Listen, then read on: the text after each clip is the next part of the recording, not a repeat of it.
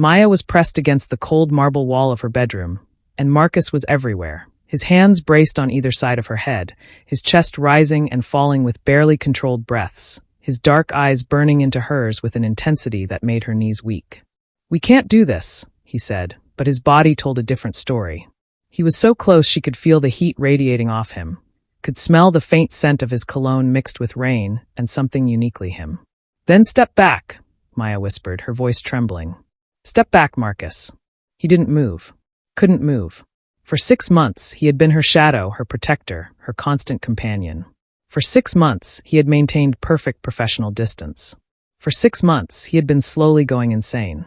"Maya." Her name came out like a prayer and a curse all at once. "Someone just tried to kill me tonight," she said, her hands fisting in the wet fabric of his tactical shirt. "I almost died. And all I can think about is that we've never. That was all it took." Marcus's control, that legendary discipline that had gotten him through military operations and countless security details, shattered like glass. His mouth crashed down on hers with 6 months of pent-up hunger, and Maya's world exploded into sensation. His kiss was nothing like she'd imagined during all those lonely nights when she'd watched him standing guard outside her door. It wasn't gentle or tentative. It was desperate, claiming, a drowning man finally breaking the surface for air. His hands moved from the wall to her waist, pulling her against him, and Maya gasped at the contact, at finally feeling what she'd been dreaming about. "God, Maya," he groaned against her lips. "We need to stop. I'm your bodyguard. I'm supposed to protect you, not."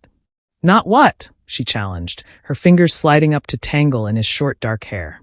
"Not make me feel alive? Because that's what you're doing, Marcus. For the first time since my father hired you, I actually feel something other than trapped." His jaw clenched, a muscle ticking as he fought an internal war she could see playing out behind his eyes. "Your father trusts me. I don't care. There are people trying to kill you." "I know." She pulled him closer, bold now, reckless with the adrenaline still coursing through her veins from the assassination attempt 2 hours ago. "So maybe stop wasting time and kiss me again." For a moment, she thought he might actually walk away. She could see him gathering his iron self-control, see him trying to be the professional soldier, the dutiful bodyguard. But then his eyes dropped to her lips, and whatever war he'd been fighting with himself, he lost. This time when he kissed her, it was slower, deeper, more devastating. His hands slid up her back, pressing her closer, and Maya felt something break open inside her chest. Something that had been locked away since the day her father had announced he was running for governor, and her entire life had become about security protocols and threat assessments. Marcus's lips moved from her mouth to her jaw, trailing fire down to her neck, and Maya's head fell back against the wall with a soft sound that made him freeze. "We have to stop," he said again, but he didn't pull away. His forehead rested against her shoulder, his breathing ragged. "Maya, if we do this, everything changes. I could lose my job. Your father would." "What if I want everything to change?" she interrupted, her hands sliding down to grip his shoulders. "What if I'm tired of playing it safe? What if I want this? Want you?" He lifted his head, and the look in his eyes made her breath catch. It was raw and hungry and so full of longing it hurt to see. "You don't know what you're asking for," he said roughly. "I've been trying so hard to keep my distance, to do the right thing. But you," he exhaled sharply. "You have no idea what you do to me. Every day, watching you, being near you but not able to touch you. It's been torture."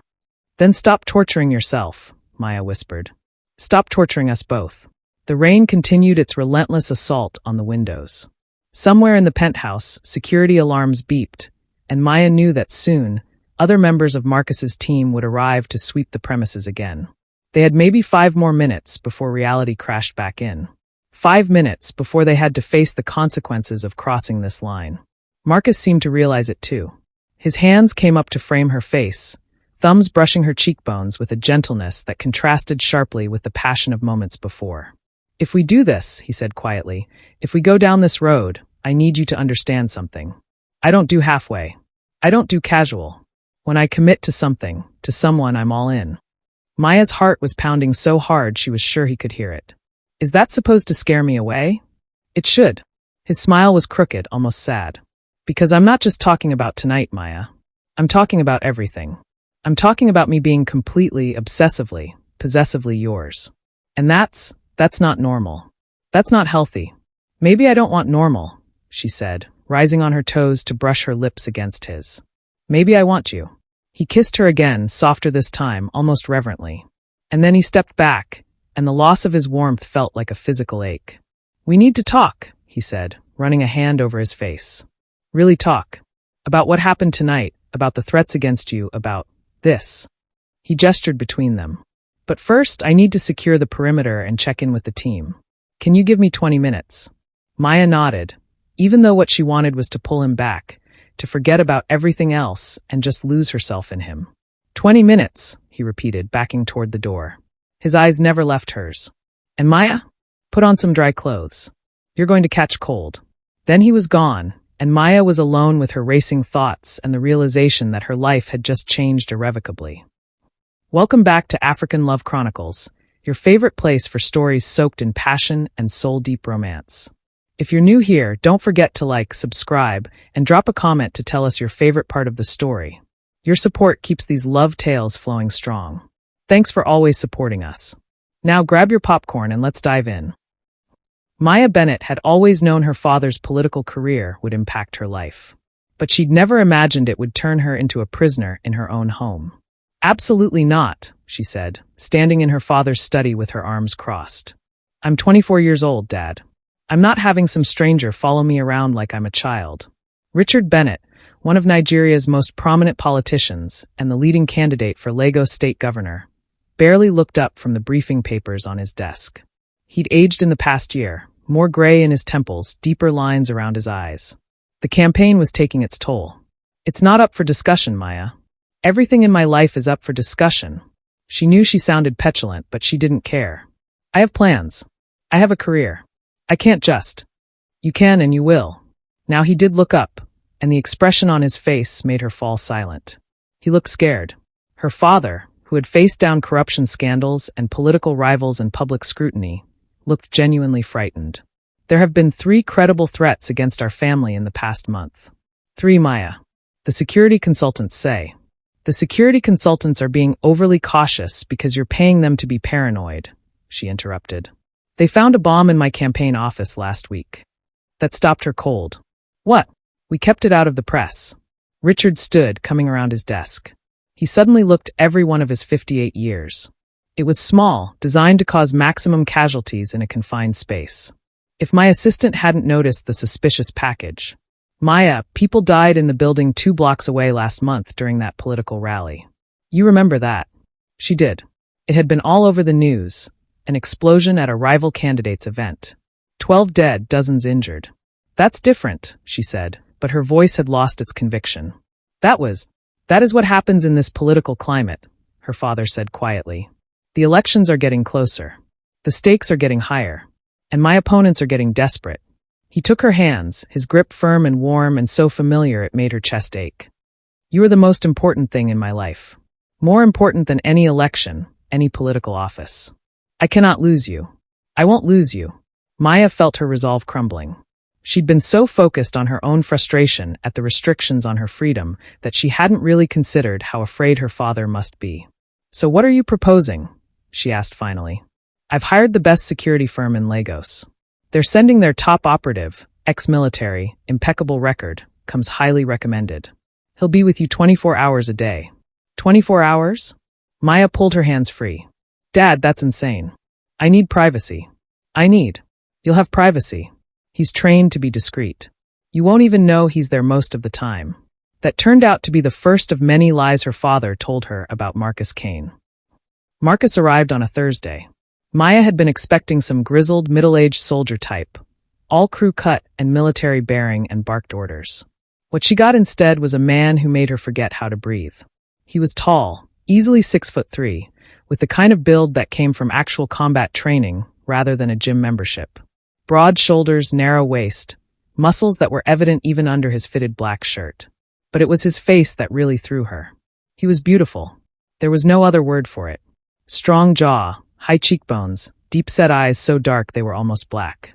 His skin was a rich brown, and his head was clean-shaven, which only emphasized the perfect symmetry of his features. And his expression was absolutely, completely blank. Miss Bennett. His voice was deep, professional, completely neutral. I'm Marcus Kane. I'll be handling your security details starting today. Maya tried to find her voice. Hi, well, you know who I am. Was that amusement flickering in his eyes? It was gone so quickly she might have imagined it. Your father has briefed me on the situation, Marcus continued, as if she hadn't spoken. I've reviewed your typical schedule and identified several security concerns that we'll need to address. I'll need access to your calendar, your social media accounts, and a list of everywhere you typically go. Excuse me? Now his expression did change slightly, one eyebrow rising a fraction of an inch. Your calendar, I heard you the first time, Maya interrupted. I'm just trying to figure out where you get off thinking you're going to have access to my private information. It's necessary for your protection. It's invasive. Miss Bennett. It's Maya. And I didn't ask for this. I don't want a bodyguard, and I certainly don't want someone monitoring my every move like I'm a prisoner. For a long moment, Marcus just looked at her. Really looked at her, with an intensity that made her want to fidget. She forced herself to stand still, to meet his gaze with her chin lifted defiantly. I understand this is an adjustment, he said finally, his tone slightly less robotic. But I need you to understand something. I don't take jobs lightly. When I commit to protecting someone, I do it right. That means I need information. That means I need cooperation. And that means sometimes you're not going to like my decisions. How reassuring, Maya said dryly. I'm not here to be reassuring. I'm here to keep you alive. The bluntness of it shocked her into silence. He wasn't trying to charm her or convince her. He was simply stating a fact. Your father mentioned you teach art history at the university, Marcus continued, pulling out a tablet from the black bag he'd set by the door. Your classes are Monday, Wednesday, and Friday 9 to 3. You also volunteer at a youth center on Saturdays. Is that schedule still current? Yes, Maya said reluctantly. I'll need the addresses. The university has security. I'll still need to do my own assessment. Maya felt her frustration building. And what about my personal life? My friends? Dating? Something flickered across his face at the word dating, but it was gone before she could analyze it. You can maintain your social life, he said. But I'll need advance notice of where you're going and who you're meeting. Anyone you're in contact with will need to be vetted. This is ridiculous. This is necessary. He looked down at his tablet. I'll be staying in the guest suite. I'll need a key to your apartment and the security codes for your building. Absolutely not. You are not living with me. Miss Bennett. Maya. Maya. He said her name carefully, like he was tasting it. The threats against your family are credible and specific. There have been surveillance photos of you. Someone knows your routines, your habits, where you like to have coffee on Sunday mornings. They've been watching you. My job is to watch you better. The way he said watch you sent an involuntary shiver down her spine. Not from fear, from something else entirely, something she definitely wasn't going to examine too closely. Fine, she said, because what choice did she have? You can have the guest suite, but there are going to be ground rules. Such as you knock before entering any room I'm in, such as you stay out of my bedroom, such as you give me space when I ask for it. I can knock, Marcus said, but the rest isn't negotiable. I go where you go. When you're in your bedroom, I'm outside it. When you want space, I'll give you as much as I can while still doing my job. Which is what exactly? Being my shadow. Exactly that. Maya wanted to scream. Or throw something. Or maybe both. Instead, she took a deep breath and forced herself to stay calm. When do you start? I already have. He gestured to the window, where she could now see another man standing near her car in the parking lot below. That's Devin, my backup. He's been securing your vehicle. I've also had a team sweep your apartment. You're clear. How long have you people been in my apartment? About 2 hours. We were very careful with your things. The casual way he said it made her want to throw her shoe at him. Strangers had been going through her space, her private sanctuary, and he acted like it was nothing. I don't like this, she said. You don't have to like it. Marcus's expression softened slightly, and for the first time, she saw something human behind the professional mask. I know this is hard. I know it feels like an invasion. But please believe me when I say I'm good at what I do. And what I do is keep people safe. Let me do that for you. There was something in his voice, a sincerity that cut through her anger and frustration. This wasn't just a job to him. He actually cared about protecting her. Okay, Maya said quietly. Okay, but I'm warning you now, I'm not going to make this easy. The corner of his mouth twitched. It wasn't quite a smile, but it was close. I wouldn't expect anything else, Maya. The way he said her name, like it meant something, made her heart do a weird little flip in her chest. This, she thought, was going to be a problem. She just had no idea how much of a problem it would become. The first week was hell. Marcus wasn't kidding about being her shadow. He was there when she woke up in the morning, standing outside her bedroom door, already dressed in his usual black tactical clothing, looking like he'd been awake for hours. He had been. She later learned he only slept about 4 hours a night, and even then he slept in shifts. He was there during her morning coffee, standing by the window, scanning the street below with those intense dark eyes. He was there during her commute to the university, sitting in the passenger seat of the car driven by Devin, his backup, constantly checking mirrors and side streets. He was there during her lectures, standing at the back of the auditorium, arms crossed, face impassive. Her students had been fascinated at first, whispering and speculating about who the gorgeous man was. Maya had to explain that it was just security, nothing exciting. Please focus on Renaissance art. He was there during her office hours, in the hallway outside her door. He was there when she went to get lunch, when she went to the grocery store, when she met her best friend Claire for coffee. He was everywhere, and he was driving her absolutely insane. Does he ever smile? Claire whispered on their third coffee date with Marcus standing 10 feet away, pretending not to listen. Because that level of intensity cannot be healthy. I don't know, Maya whispered back. I've never seen it. What about when he's off duty? He's never off duty. Claire gave her a long look. Okay, but can we talk about how ridiculously attractive he is? Because that man is like, unfairly gorgeous. And those eyes.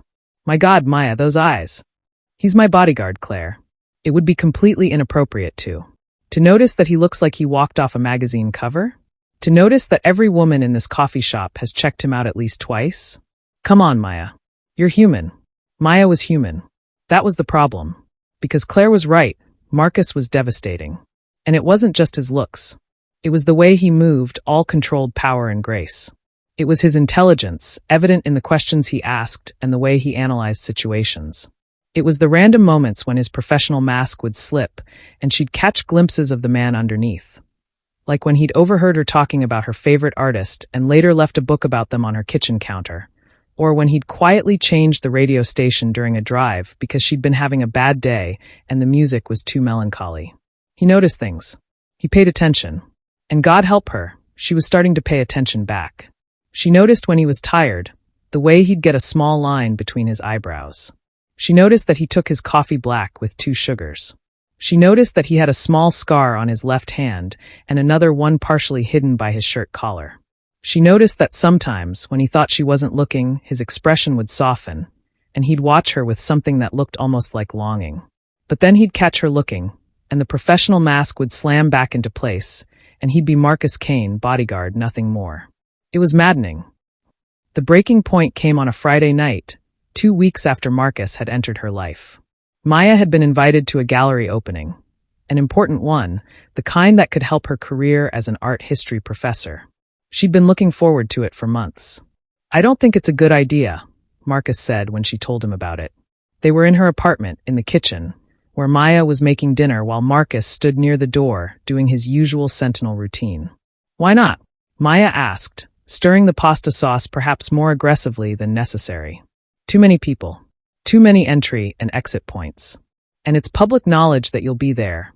Your name is on the guest list. So is everyone's name on the guest list.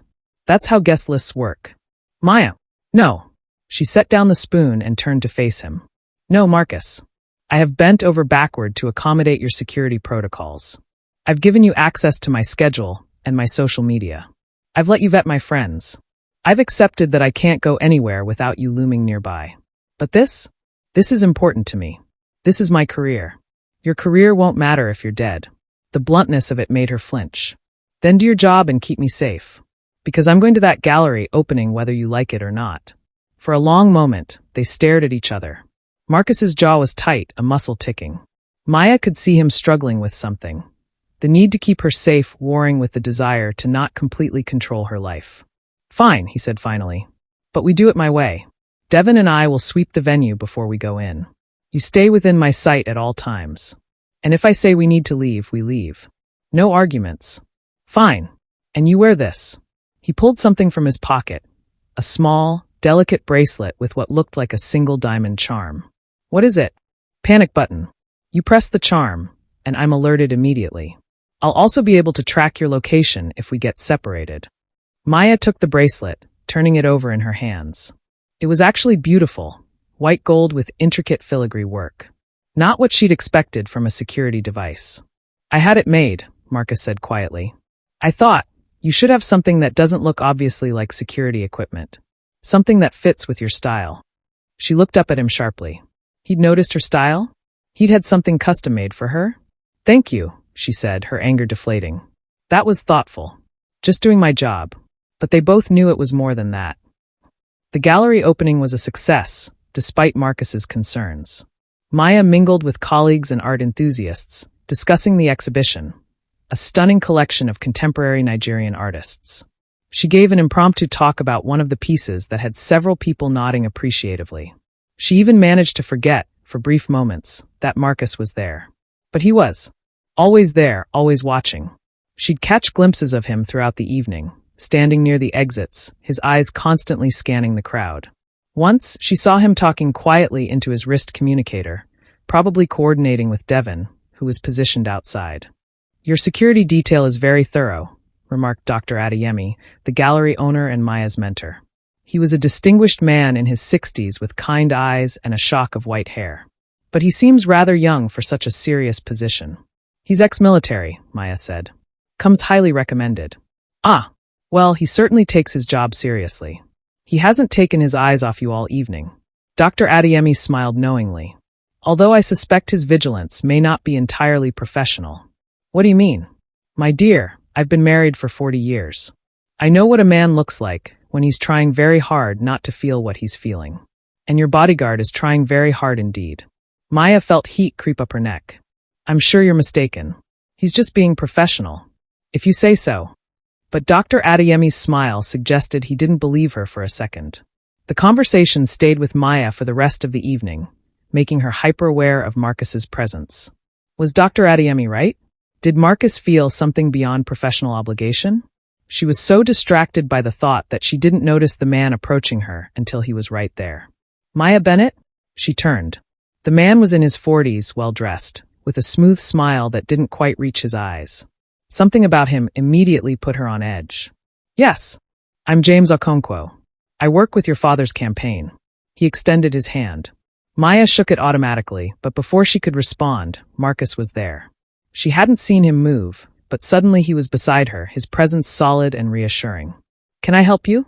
Marcus's voice was polite but ice-cold. Just introducing myself to Miss Bennett, James said, his smile never wavering. I've heard so much about her from Richard. That's nice. Marcus's hand was on Maya's lower back now, a gesture that looked casual but felt protective. But we were just leaving. So soon. The exhibition is just. We're leaving, Marcus repeated, and there was something in his tone that made James step back. Of course. Another time, then. Lovely to meet you, Maya. Marcus didn't give her a chance to respond. He was already guiding her toward the exit, his hand still on her back, his body angled to keep himself between her and James. Marcus, what? Not here. In the car.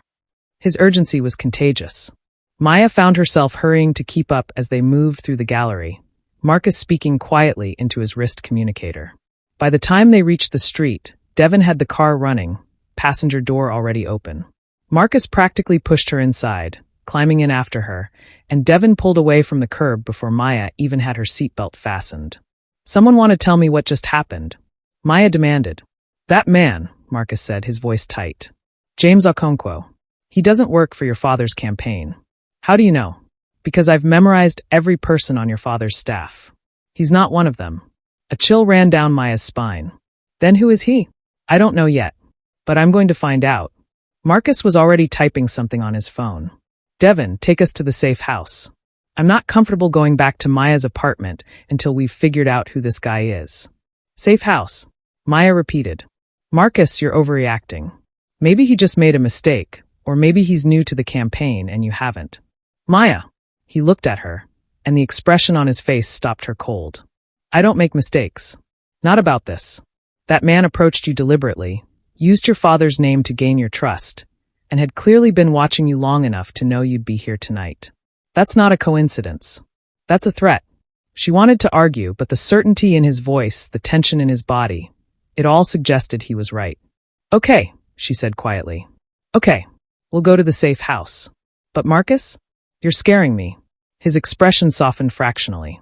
I know. I'm sorry. But scared and safe is better than comfortable and dead. It was a sentiment she would remember later, when things got so much worse. The safe house turned out to be a nondescript apartment in a secure building across the city. It was sparsely furnished but comfortable, with all the basic necessities and what looked like enough surveillance equipment to run a small spy operation. Marcus immediately went to work, pulling up security footage from the gallery on his laptop, making phone calls, coordinating with Devin and apparently several other members of his team that Maya hadn't even known existed. She sat on the couch, feeling useless and increasingly anxious, watching him work.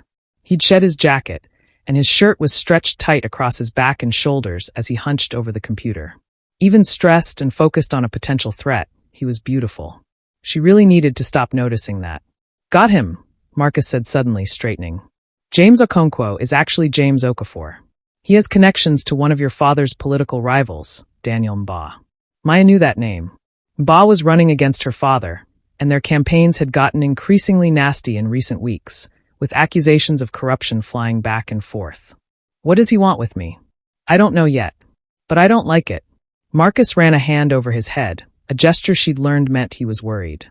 I've sent his information to your father's security team. They're going to look into it, see what his angle is. And in the meantime, you stay here. This location isn't in any database. No one knows about it except my team. You'll be safe. For how long? However long it takes. Maya stood up, suddenly restless. I can't just hide forever, Marcus. You're not hiding forever. You're hiding until we figure out what's going on. And my classes? My students? My life will still be there when this is over. He closed his laptop and turned to face her fully. Maya, I know you're frustrated. I know you want your normal life back. But there are people out there who want to hurt you to get to your father. That's not paranoia. That's reality. I know, she said, and she did. But knowing it intellectually was different from feeling it, from having her freedom stripped away. I hate feeling helpless. You're not helpless. You're protected. There's a difference. Is there? She moved to the window, looking out at the city lights. Because from where I'm standing, it feels pretty similar. She heard him approach, felt him stop just behind her. Close enough that she could feel his warmth, but not touching. Never touching. I'm sorry, he said quietly. I'm sorry this is happening to you. I'm sorry you're scared. I'm sorry I can't make this easier. It's not your fault. Maybe not. But it's my responsibility to keep you safe, and right now, that means keeping you here. He paused. There's only one bedroom. You take it. I'll sleep on the couch. Marcus, you can't keep sleeping 4 hours a night on a couch. You need rest too. I'll be fine. You're always fine, she said, and there was more bitterness in her voice than she'd intended. You're always professional and controlled and fine. Don't you ever just feel things? Maya. Her name was a warning. Do you?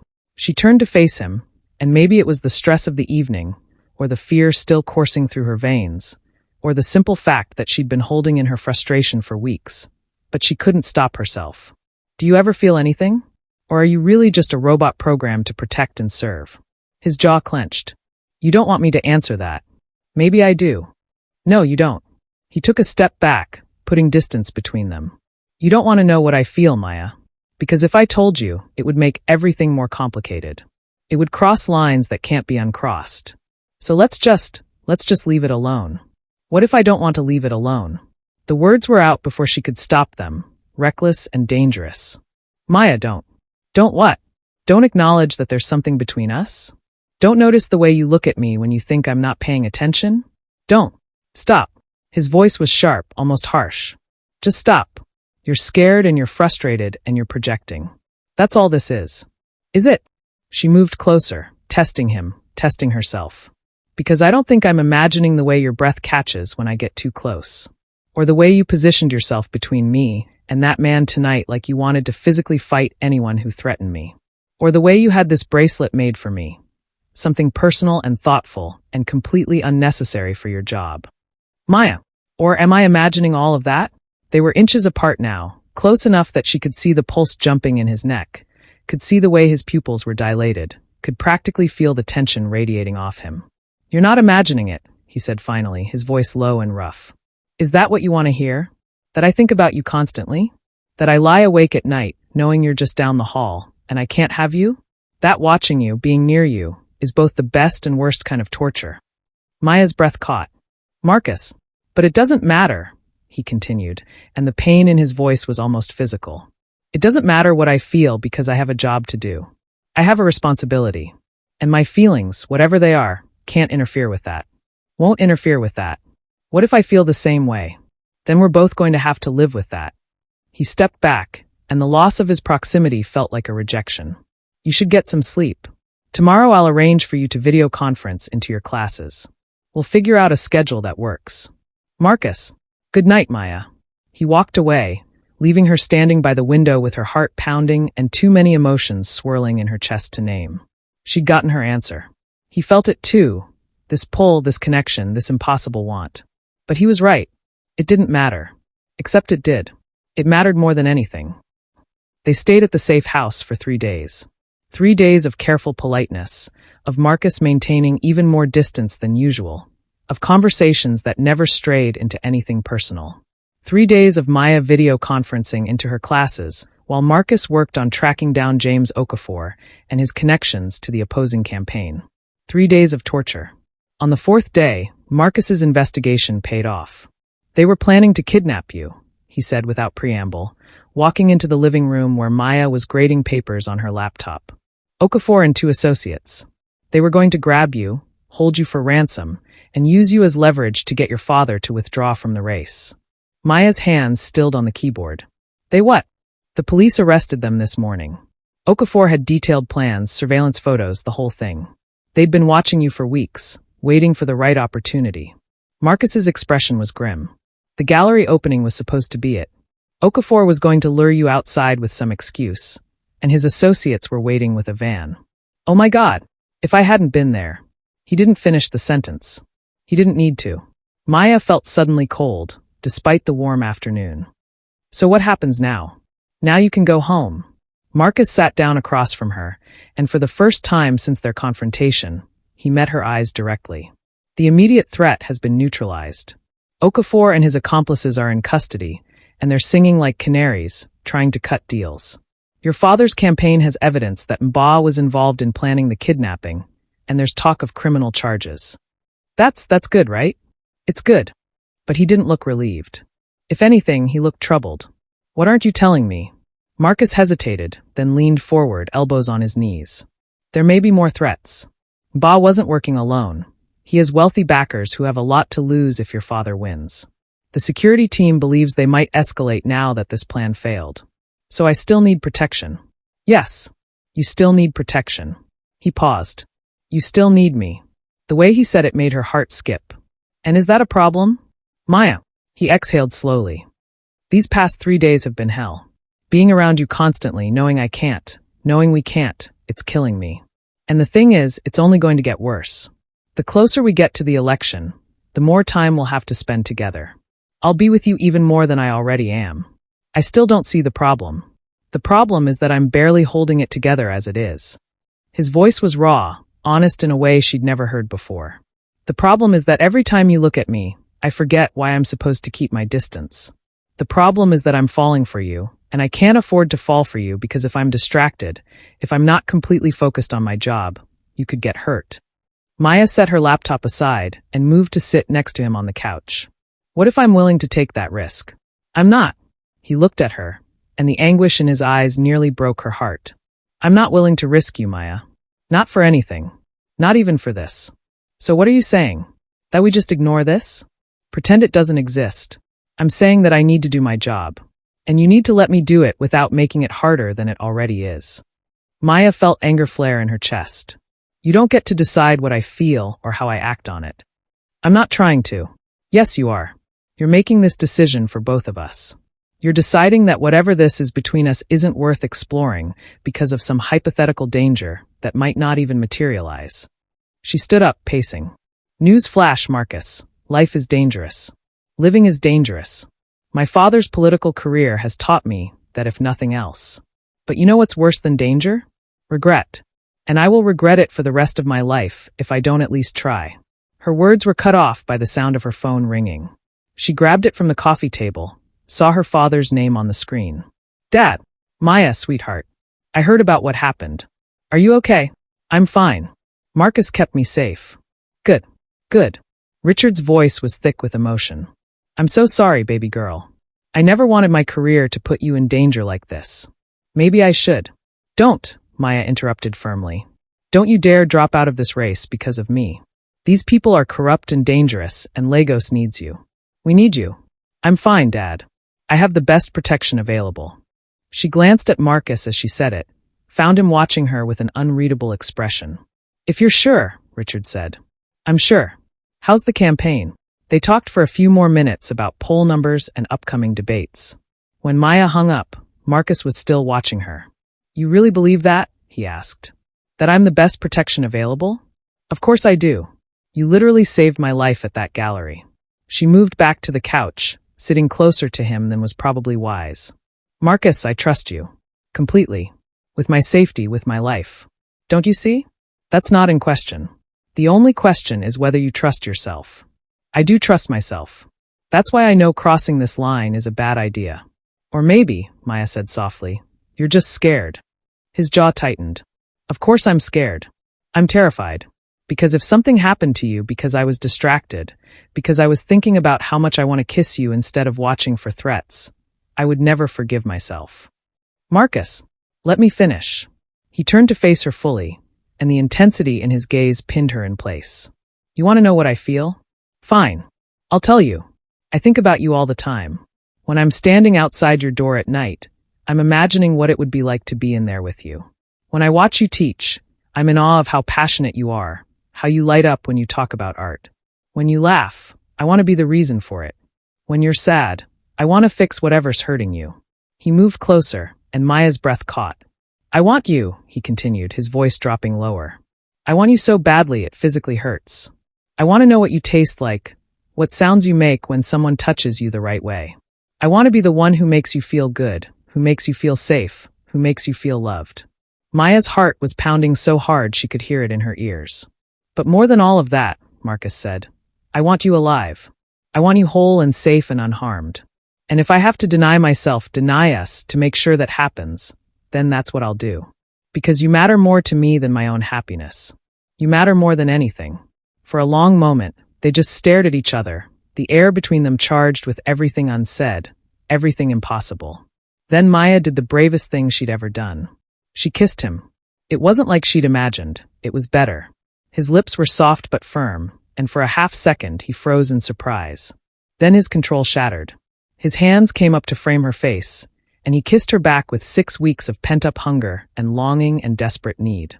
Maya gasped against his mouth, and he took advantage, deepening the kiss, tasting her, claiming her. It was everything. It was too much and not enough all at once. When they finally broke apart, both breathing hard, Marcus rested his forehead against hers. We can't do this, he said, but his hands were still on her face, his thumbs stroking her cheekbones. We just did. Maya, I know all your arguments, she interrupted. I know all the reasons why this is complicated and dangerous, and probably a terrible idea. But Marcus, life is short and uncertain. These past few days have proven that. So maybe instead of fighting this, we should just see where it goes. If your father finds out, then we'll deal with it. Together. If I get distracted, you won't. You're the most focused, disciplined person I've ever met. One kiss isn't going to change that. He pulled back enough to look at her properly, searching her face for something. You're really sure about this? I've never been more sure of anything. Marcus closed his eyes briefly, and when he opened them again, there was a mixture of resignation and hope in his expression. Okay, we'll try.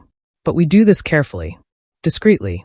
And if at any point I feel like it's compromising your safety, it won't. If it does, he continued firmly, we stop. Agreed. Agreed. He kissed her again, softer this time, almost reverent.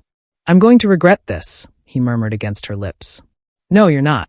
And for a while, surrounded by his warmth and his strength and his careful passion, Maya believed that everything would be okay. Dating your bodyguard while living under constant threat of kidnapping was, Maya discovered, incredibly complicated. They had to be careful, painfully, frustratingly careful. In public, Marcus maintained his professional distance, always 3 steps behind, always watching, never touching. It was only in private, in her apartment late at night or at the safe house during their irregular visits, that he would allow himself to be something other than her protector. And oh, when he let himself be just Marcus, not the bodyguard, not the ex-soldier, just a man who wanted her. It was intoxicating. He kissed like he did everything else, with complete focus and intensity. His hands would tangle in her hair or grip her hips, and he would kiss her like she was air and he was drowning. Sometimes he'd be gentle, almost worshipful, pressing soft kisses to her temples, her cheeks, her neck. Other times he'd be demanding, possessive, his mouth claiming hers with a hunger that left her dizzy. But he never pushed for more. Even when Maya made it clear she wanted more, when she'd pull him toward her bedroom with obvious intent, he'd gently redirect. "Not yet," he'd say, his voice rough with restraint. "Not while the threat is still active. Not while I need to stay sharp." It was frustrating, but Maya understood. His discipline was part of who he was, part of what made him so good at his job. So she respected his boundaries, even as she tested them constantly. 2 weeks into their secret relationship, Claire cornered Maya after a lecture. "Okay, spill," her best friend demanded, pulling her into an empty classroom. "What is going on with you and the bodyguard?" "Nothing," Maya said automatically. "Why would you? Please. I've known you since university. I can tell when you're hiding something." Claire crossed her arms. "And more importantly, I've been watching him. He looks at you differently now. It's subtle, but it's there." Maya bit her lip. She'd been dying to tell someone, to share the giddy happiness that bubbled up every time Marcus smiled at her. Really smiled, the rare genuine ones he saved for when they were alone. "You can't tell anyone," she said finally. Claire's eyes widened. "Oh my God. Oh my God. You're together?" "Shuh." Maya glanced toward the door, where Marcus was undoubtedly standing just outside. "It's complicated.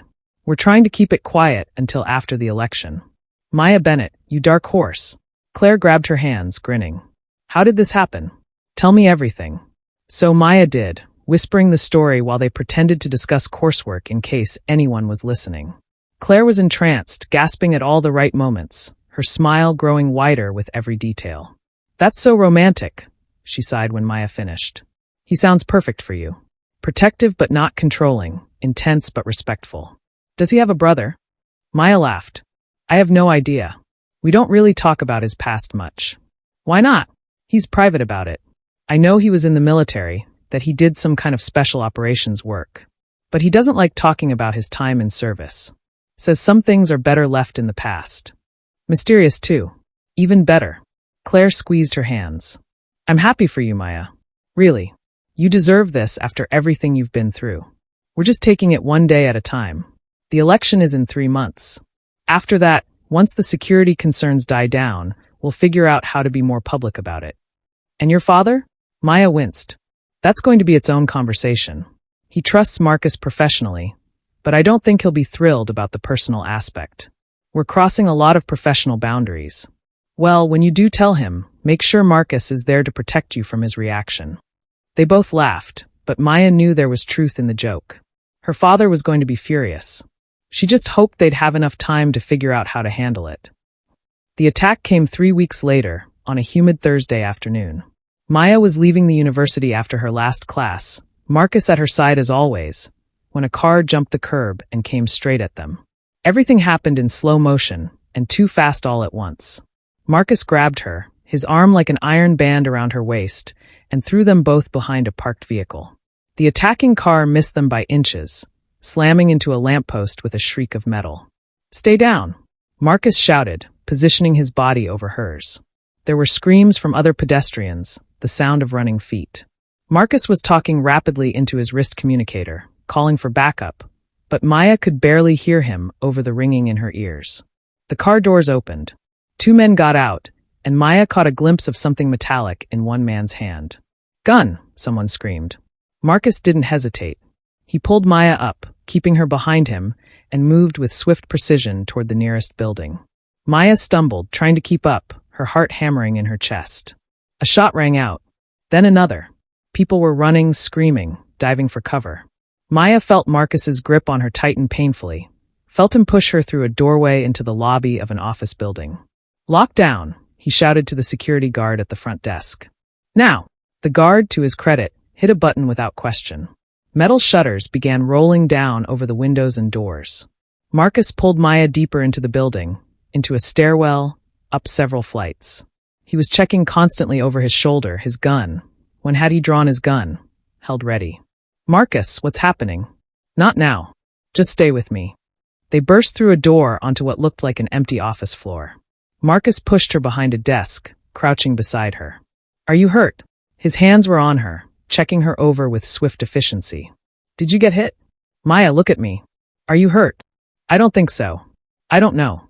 She was shaking, adrenaline making her feel disconnected from her body. Okay, you're okay." He cupped her face, forcing her to focus on him. "Backup is 2 minutes away. We're safe here. I've got you." "You could have been shot," Maya said, the realization crashing over her. "You put yourself between me and that car, between me and those men. You could have died. That's my job." "I don't care about your job." Her voice came out louder than intended, echoing in the empty office space. "I care about you. You can't. Maya." He kissed her hard and quick. "I'm fine. We're both fine. But I need you to stay calm and stay quiet, okay? Those men might have followed us in." She nodded, trying to get her breathing under control. They waited in tense silence. Maya could hear sirens approaching, could hear shouts from somewhere below them. Marcus never stopped scanning their surroundings, his body coiled and ready. 5 minutes felt like 5 hours. Finally, his communicator crackled to life. "Marcus, it's Devon. Building is secure. Suspects are in custody. You can come down." The relief on Marcus's face was palpable. He helped Maya to her feet, and she realized she was still shaking. "Hey," he said softly, pulling her into his arms despite them being in a potentially public space. "Hey, it's over. You're safe now." Maya buried her face in his chest, breathing in his scent, feeling his heartbeat steady and strong under her cheek. He was alive. They were both alive. "I was so scared," she whispered. "I know. Me too. You were scared. Terrified." He pulled back enough to look at her, and she saw the fear still lingering in his eyes. "Maya, if anything had happened to you." He didn't finish, just kissed her again, longer this time, deeper. Maya kissed him back desperately, needing the reassurance that they were both okay, that they'd survived. Guys?" They broke apart to find Devon standing in the doorway to the stairwell, looking uncomfortable. "We should get you out of here," he said, his eyes carefully averted. "The police want statements, and your father is on his way." Marcus cleared his throat, his professional mask clicking back into place. But when he took Maya's hand to lead her out, his grip was tight, almost desperate. They'd crossed another line, kissing in front of Devon, making their relationship obvious. But Maya couldn't bring herself to care.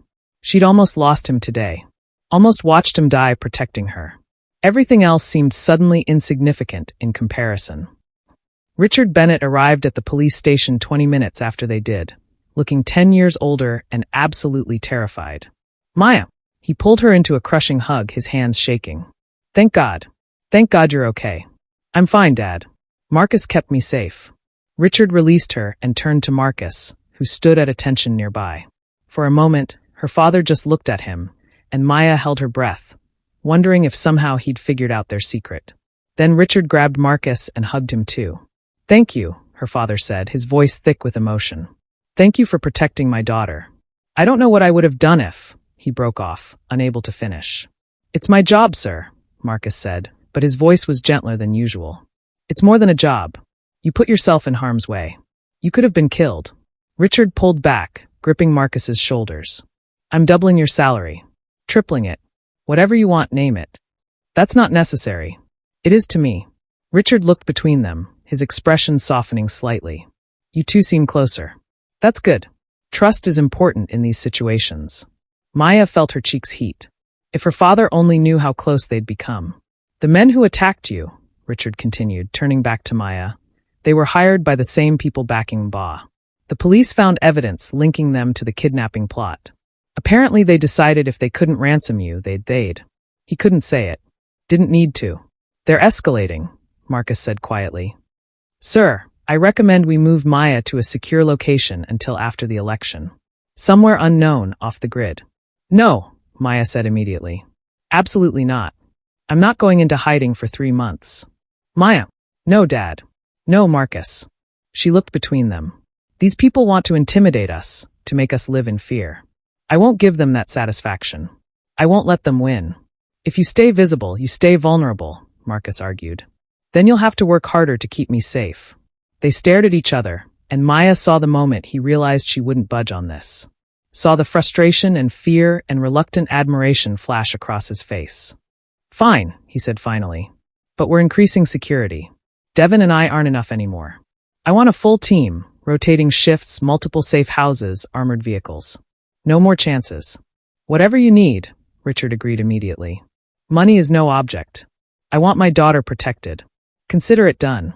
They discussed logistics for another hour, security protocols, investigation updates, campaign implications. Through it all, Maya caught Marcus watching her with an intensity that had nothing to do with professional concern. When they finally left the police station, Devin driving them home in an armored SUV that hadn't existed before today, Marcus sat next to her in the back seat and took her hand. It was a small gesture, hidden from Devin's view by their positioning, but it meant everything. I thought I was going to lose you today, he murmured, so quietly only she could hear. You didn't. You saved me. Again. Maya, I need to tell you something. The seriousness in his tone made her heart skip. What? I love you. The words hit her like a physical force. Marcus, I know it's too soon. I know we've only been together a few weeks, and we've been trying to keep it casual, keep it light. But I can't anymore. Not after today. Not after nearly watching you die. His hand tightened on hers. I love you. Completely, irrevocably, probably obsessively. And I need you to know that before anything else happens. Maya felt tears prick her eyes. I love you too. I've been trying to be rational about this, but I can't help it. I love you, Marcus. He kissed her then, deep and thorough and full of promise, and Maya didn't care that Devin could probably see them in the rearview mirror. Well, this is going to make the security situation interesting, Devin said dryly from the front seat. They broke apart, and Maya saw Marcus actually blush, something she'd never seen before. How long have you known? Marcus asked. Since the safe house. You're not as subtle as you think, boss. Devin's eyes crinkled with amusement in the mirror. But for what it's worth, I'm happy for you both. Just maybe try not to make out during active threats. Maya burst out laughing, and after a moment, Marcus joined in, deep, genuine laughter that made him look years younger. No promises, he said, squeezing Maya's hand. The expanded security team made everything more complicated. Now it wasn't just Marcus watching Maya. It was Marcus, Devin, and 4 other highly trained operatives who rotated shifts. It meant she was never alone, but it also meant she and Marcus were never alone together. The stolen moments became more precious and more rare. A kiss in the stairwell while changing locations. His hand brushing hers as he passed her a cup of coffee. Whispered, I love yous in passing. It was torture. I miss you, Maya told him one night, 3 weeks after the attack. They were in her apartment, Marcus on shift while the others patrolled the building. It was as close to privacy as they could get. I'm right here. You know what I mean. She was sitting on the couch, and he was standing by the window, maintaining professional distance in case anyone came in unexpectedly. I miss being able to touch you. Talk to you. Really be with you. I know. His voice was tight with frustration. After the election. The election is still 2 months away, Marcus. 2 months. I'm aware. The tension between them was reaching a breaking point. Maya could see it in the way his eyes tracked her movements, hungry and possessive. Could feel it in the way the air seemed to crackle whenever they were in the same room. We could go to the safe house, she suggested. Your father needs you at the campaign office tomorrow morning. We can't justify. I don't care about justifications. She stood up, moving toward him. I need you, Marcus. Really need you. He turned to face her fully, and the heat in his gaze made her breath catch. Maya, if we do this now with the team in the building, they'll know. Let them know. I'm tired of hiding. Your father. We'll find out eventually anyway. She was close enough now to touch him, her hands sliding up his chest. Marcus, please. I've been patient. I've followed all the rules. But I can't, I need. He kissed her, hard and desperate, his control finally snapping. His hands gripped her hips, pulling her flush against him, and Maya gasped at the contact. We shouldn't, he murmured against her lips, even as his hands slid up her back. We absolutely should. Maya. Bedroom. Now. For a moment, he hesitated, the disciplined soldier warring with the man who loved her. Then the man won. He swept her up into his arms, literally swept her up like she weighed nothing, and carried her toward her bedroom. Maya laughed, her arms around his neck, her heart soaring. Finally, they were going to stop holding back. He kicked the door shut behind them, setting her down gently on the bed. Then he just stood there, looking at her with such intensity it made her shiver. "You're sure?" he asked. "Because once we do this, I'm not going to be able to pretend anymore.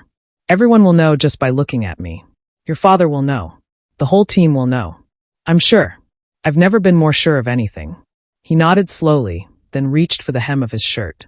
What followed was transcendent. Marcus touched her like she was precious, like he'd been memorizing her through all those weeks of forced distance, and was finally able to put theory into practice. His hands were gentle but sure, learning every curve, every sensitive spot that made her gasp. His mouth followed his hands, pressing kisses to her neck, her shoulders, her collarbone. "You're so beautiful," he murmured against her skin. "I've wanted this for so long." "Wanted you." Maya's hands explored him in return, mapping the hard planes of his chest, the scars that told stories he'd never shared with her. Each one made her heart ache, evidence of violence he'd endured, pain he'd survived. "Marcus," she breathed as his lips found the sensitive spot behind her ear. "Tell me what you want," he said, his voice rough. "Tell me what you need. You. Just you." They moved together slowly at first, savoring every touch, every kiss, every whispered word. Marcus was attentive and demanding all at once, pushing her higher with the same focus and intensity he brought to everything else. When they finally came together completely, Maya felt something shift inside her chest, some fundamental piece clicking into place. This was right. They were right. "I love you," Marcus said, his forehead pressed to hers, his body trembling with restraint as he waited for her to adjust. "God, Maya, I love you so much." "Show me," she whispered. So he did. Afterward, they lay tangled together in her sheets, Maya's head on Marcus's chest, his arms wrapped securely around her. His heart was still racing beneath her ear, gradually slowing to its normal steady rhythm. "That was..." Maya started. "Yeah," Marcus agreed, his hand stroking her hair. "Definitely worth the wait." She laughed, tilting her head up to kiss his jaw. "So what happens now?" "Now I go out there and face Devon's knowing smirk when he inevitably figures out why you're suddenly so relaxed." "I met with us. With everything." Marcus was quiet for a moment, his hand still moving through her hair in soothing strokes. "I should probably tell your father. Before he finds out another way. He's going to fire you. Probably. And I'm going to tell him that if he does, I'll refuse all security. So he'll have to choose between having me protected by you or having me unprotected." She propped herself up on her elbow, looking down at him. "I won't let him separate us, Marcus. I won't." His expression softened, one hand coming up to cup her cheek. "You'd really do that? Risk your safety to be with me? In a heartbeat. You're not just my bodyguard anymore. You're everything. My protector, yes, but also my partner. My love. The person I want to wake up next to every morning." "Maya." He pulled her down for a kiss, slow and sweet and full of emotion. "I don't deserve you." "Yes, you do. You deserve to be happy. We both do." A knock at the door made them both freeze. "Boss." It was Devon's voice, carefully neutral. "Sorry to interrupt, but we've got a situation. Richard Bennett just arrived. He's asking for Maya." Maya and Marcus exchanged a look. "Well," Marcus said, "I guess we're telling him sooner than expected." They dressed quickly, Maya in jeans and a sweater, Marcus back in his black tactical clothing. When they emerged from the bedroom, Devon was waiting in the hallway, trying very hard not to smile. "Don't," Marcus warned. "Wasn't going to say anything. Your face is saying plenty." "Can't help my face." Richard was in the living room, pacing anxiously. He spun around when Maya entered, relief flooding his features. "There you are. I've been calling. Where were you?" "My phone was." She glanced back at the bedroom, where her phone was definitely still on the nightstand. "Charging. Sorry. What's wrong? Did something happen?" Ba dropped out of the race. Maya's jaw dropped. "What?" The evidence against him for the kidnapping plot and the assassination attempt was too strong. His backers withdrew their support, and he announced his withdrawal an hour ago. Richard grabbed her shoulders, his eyes bright with tears. "It's over, Maya. The threats, the danger, It's over. We won. Oh my God, Maya breathed. Dad, that's amazing. They hugged, both laughing and crying at the same time. Over her father's shoulder, Maya caught Marcus's eye. He was smiling, really smiling, that rare, genuine expression that transformed his entire face. This means you can stop hiding, Richard said, pulling back. You can go back to your normal life. No more security protocols, no more. He stopped, his gaze shifting between Maya and Marcus, really looking at them for the first time. Maya's hair was messy. Her lips were slightly swollen. And Marcus was standing closer than strictly professional, his posture protective in a way that went beyond duty. Oh, Richard said quietly. Oh, Dad, how long? About a month, Marcus said, stepping forward. Sir, I know this is inappropriate. I know I've crossed professional boundaries. But I want you to know that I love your daughter, and I would never, ever let my feelings compromise her safety. Richard was very still, his expression unreadable. You love her? Yes, sir. And you? He turned to Maya. You feel the same way? I love him, Dad. I know it's complicated, and I know you probably feel like he betrayed your trust, but… Betrayed my trust? Richard looked genuinely confused. Maya, the man literally threw himself in front of a car to save you. He took a bullet that was meant for you. He's kept you safe through multiple attempts on your life. He looked at Marcus. If anything, I owe you more than I could ever repay. You don't owe me anything, sir. Protecting Maya has been the greatest privilege of my life. Even so, Richard studied them both for a long moment. I had hoped, when I hired you, that Maya would be in good hands. I just didn't realize quite how literally that would turn out. Are you okay with this? Maya asked hesitantly. Am I thrilled that my daughter is dating her bodyguard? Not particularly. Richard's expression softened. But am I grateful that she's found someone who clearly loves her and would die to protect her? Absolutely. So yes, Maya. I'm okay with it. Maya felt tears spring to her eyes. She'd been prepared for anger, for ultimatums, for demands that Marcus be fired. She hadn't been prepared for acceptance. Thank you, she whispered, hugging her father again. Just, maybe keep the professional relationship and the personal relationship a bit more separate from now on. Richard suggested dryly. At least until after the election is completely over? The election is basically over, Maya pointed out. You said it yourself, the threats are gone. The immediate threats are gone, Marcus corrected. But your father is still going to win the governorship.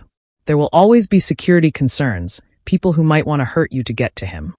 So what are you saying? That you want to stay on as my bodyguard? I'm saying that protecting you has become more than just a job. It's my purpose. Whether that's in an official capacity or just as your… He hesitated, glancing at Richard. Boyfriend, Maya supplied helpfully. That word seems inadequate, but sure. As your boyfriend, I'm always going to worry about your safety. I'm always going to want to keep you protected. That's going to be annoying, Maya teased. You have no idea. Richard watched them banter with a small smile. Well, I can see you two have things to discuss.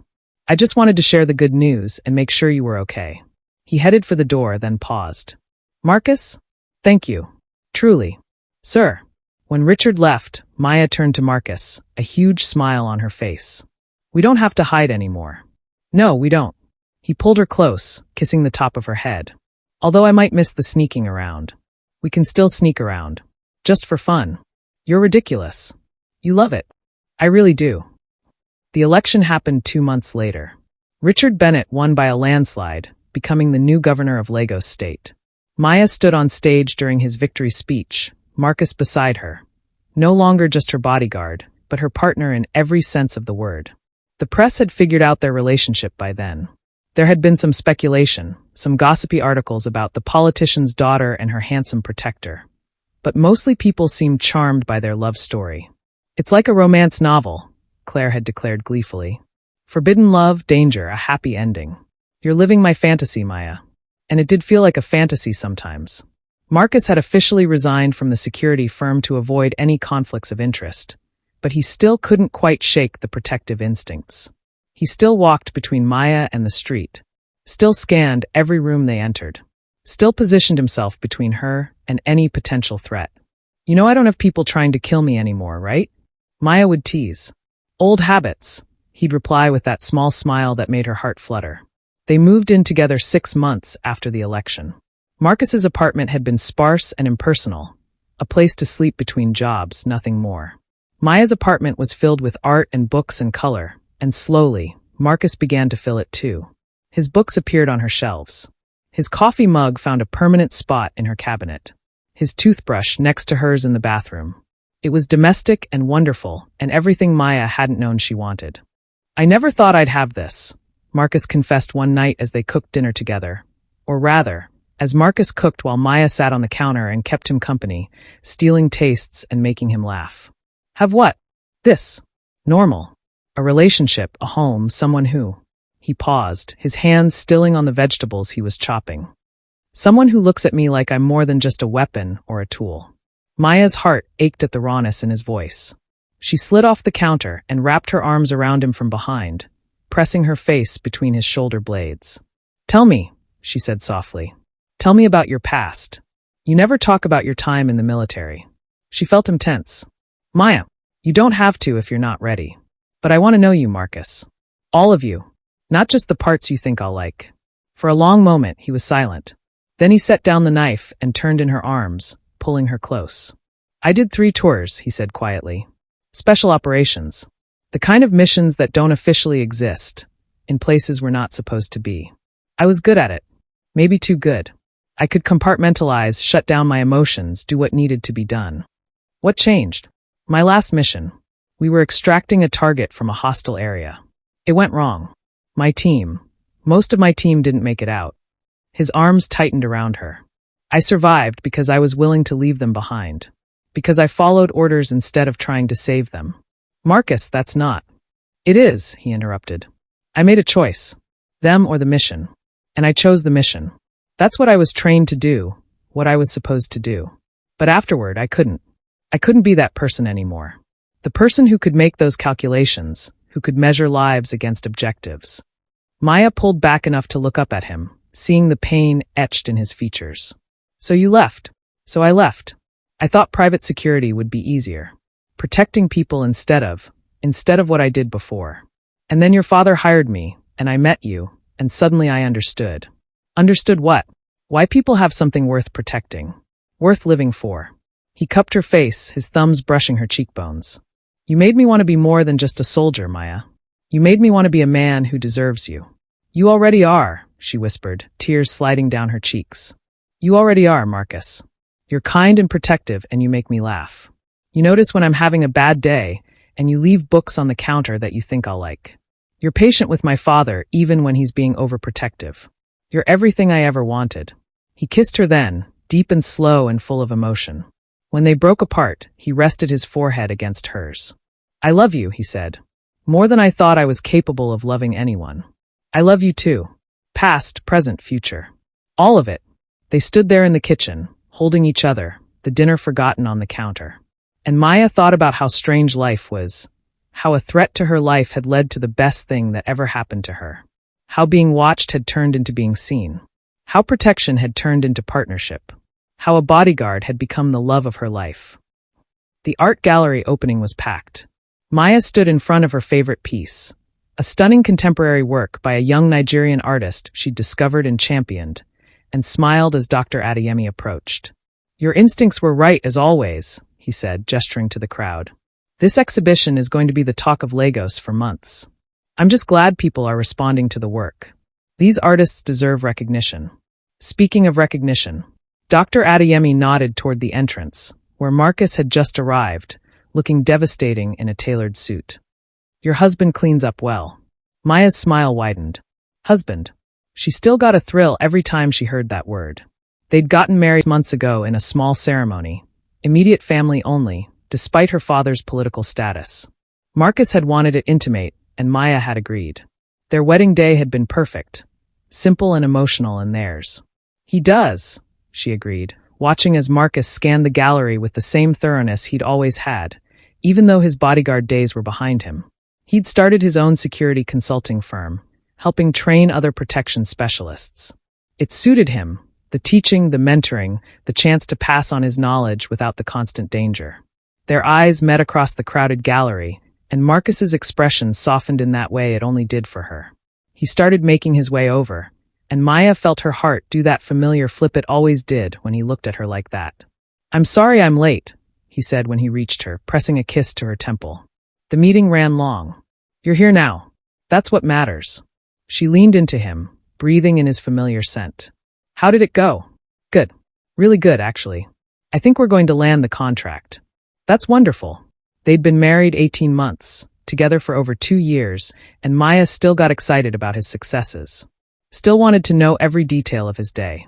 Still craved his presence like she had from the beginning. There's something I need to tell you, Marcus said, his hand finding hers, fingers interlacing. Something important. Maya's stomach flipped nervously. That sounds serious. It is. But it's good serious. At least, I hope you'll think so. He took a deep breath.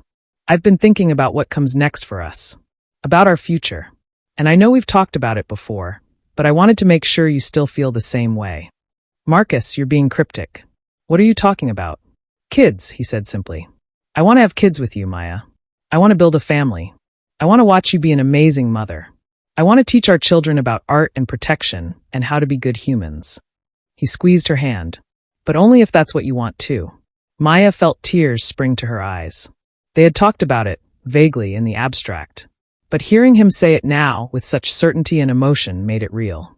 I want that too, she whispered. I want all of it. With you. His smile was brilliant, transforming his entire face. Yeah. Although I have to warn you, with your overprotective tendencies and my stubborn independence, our children are going to be nightmares. They're going to be perfect, Marcus corrected, pulling her close. Just like their mother. Smooth talker. You love it. I really do. They stood there, wrapped in each other's arms in the middle of the crowded gallery, and Maya marveled at how far they'd come. From bodyguard and client to partners, lovers, spouses.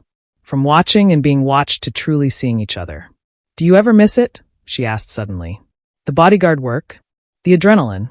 Marcus considered the question seriously. Sometimes I miss the clarity of it. The sense of purpose. But then I come home to you, and I realize that our life together, this is my purpose now.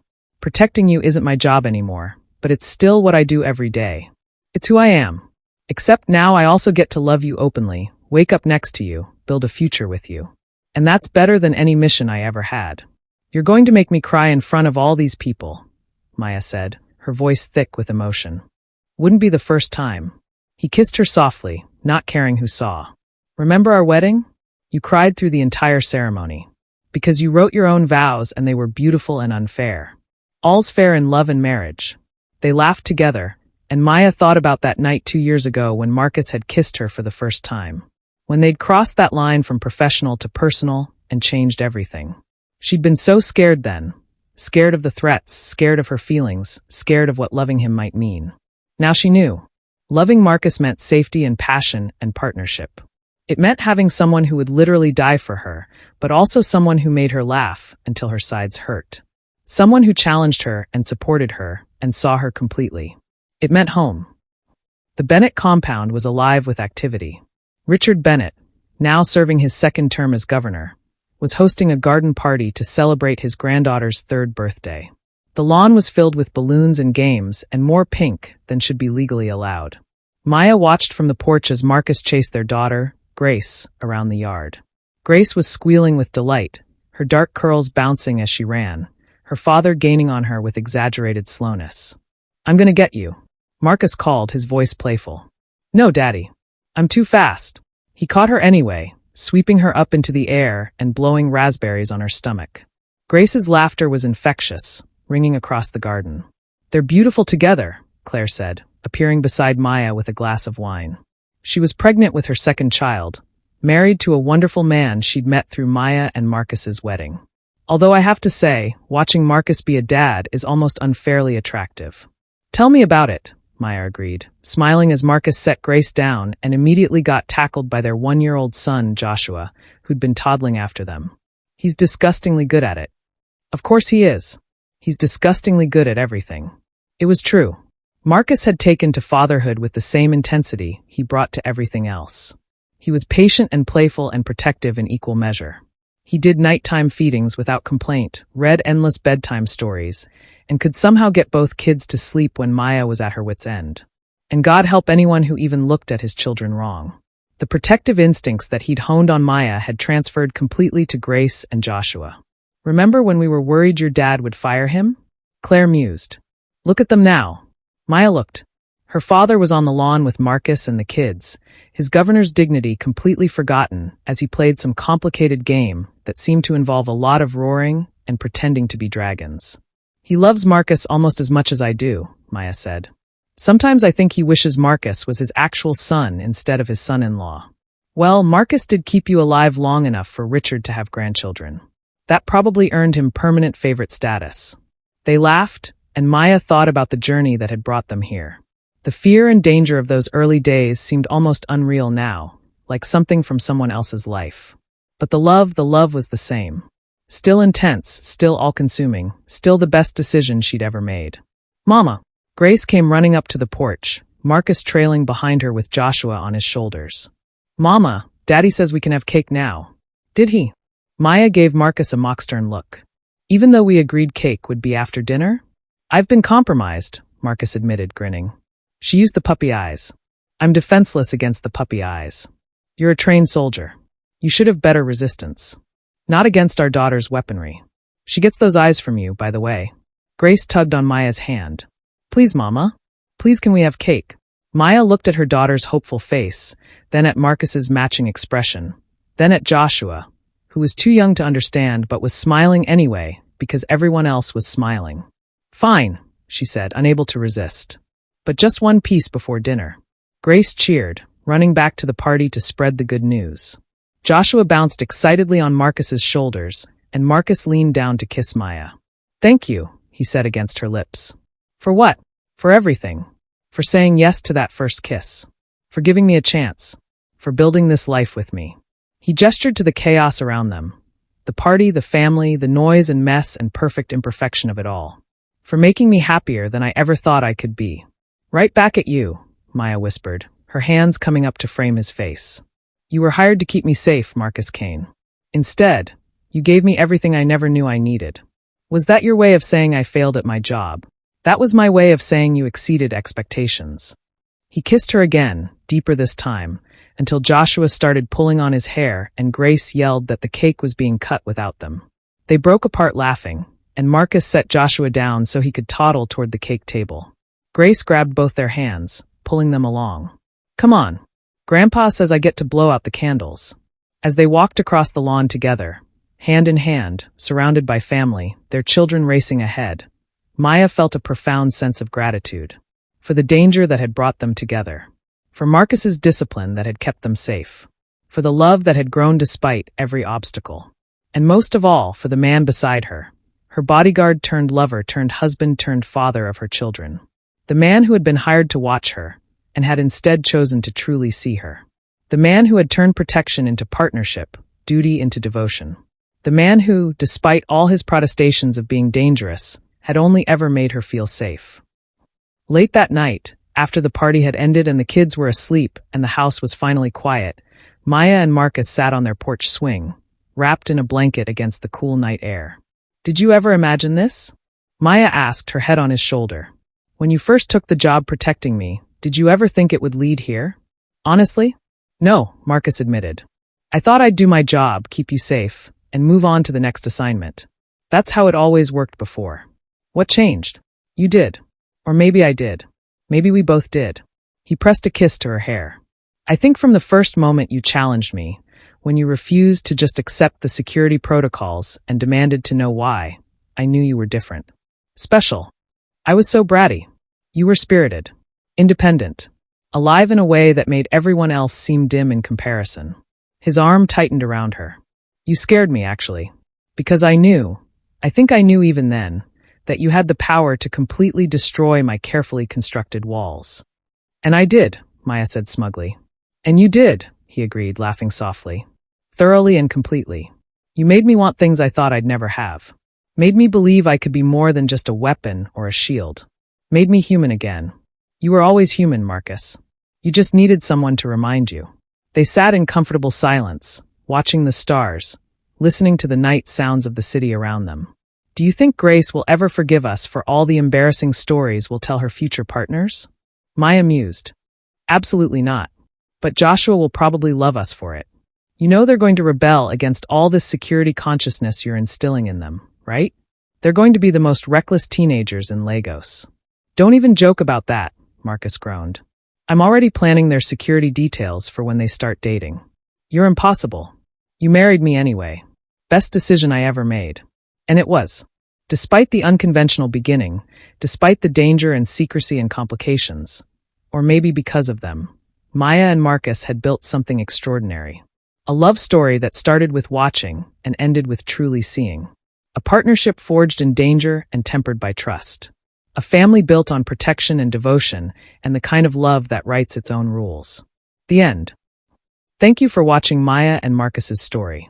Their journey from bodyguard and client to lovers and partners is a testament to the idea that sometimes the greatest love stories come from the most unexpected places. If you enjoyed this story, please share it with friends who love dramatic romance, protective heroes, and happily ever afters. Leave a comment telling me your favorite scene. Was it the first kiss? The revelation? The sweet domestic ending? And if you can't get enough of intense, emotional love stories with strong characters and satisfying endings, make sure to subscribe for more tales of unexpected love, dangerous situations, and the people who find each other despite impossible odds. Until next time, remember, sometimes the person hired to watch over you ends up being the one who truly sees you. Kisses.